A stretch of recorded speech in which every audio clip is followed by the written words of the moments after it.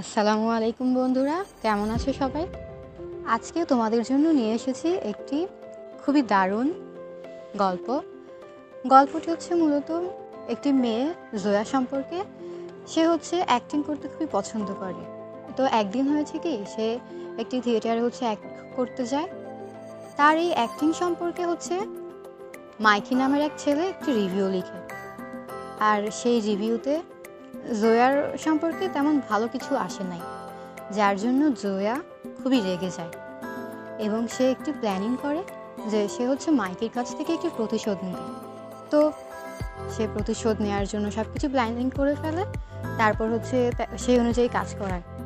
পরে দেখা গেল যে জয়ার যে প্রতিশোধের প্ল্যানিং ছিল তার দ্বারা মাইকি আরও উপকৃত হয় এবং মাইকি তার একটি নিউজে অ্যাক্ট লিখে সেখানে সে আরও বেশি হেল্প পায়।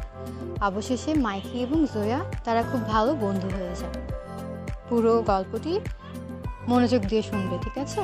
আর এরপর তোমরা কোন টপিকে গল্প শুনতে চাচ্ছ অবশ্যই কমেন্ট করে জানাবে। Thank you. A pretty face by John Essco.